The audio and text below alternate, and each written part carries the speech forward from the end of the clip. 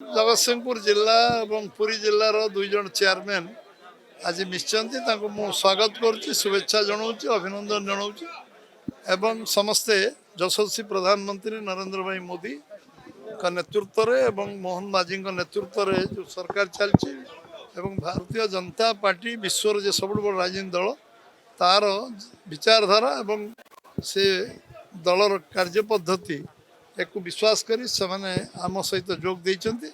ତେଣୁ ନିଶ୍ଚିତ ଭାବରେ ଜଗତସିଂହପୁର ପୁରୀ ଜିଲ୍ଲାରେ ବିଜେପି ଶକ୍ତିଶାଳୀ ହେବ ଏବଂ ନିଶ୍ଚିତ ଭାବରେ ଇଏ ଓଡ଼ିଶା ରାଜନୀତିରେ ନିଶ୍ଚୟ ପ୍ରଭାବିତ କରିବ।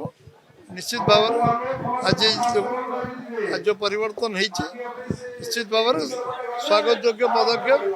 ଭାରତୀୟ ଜନତା ପାର୍ଟି ଆମେ ସମସ୍ତଙ୍କୁ ଏଥିପାଇଁ ସ୍ୱାଗତ କରୁଛୁ। ଇଲେକ୍ସନ୍ ଡ୍ୟୁ ଟାଇମ୍ରେ ହେବ, ସେଇ ସମୟରେ ଇଲେକ୍ସନ୍ ହେବ। ଯେଉଁମାନେ ଆମ ସହିତ ସାମିଲ ହେଉଛନ୍ତି ସେମାନେ ବିଜେପି ଉପରେ ଆସ୍ଥା ପ୍ରକଟ କରିବେ।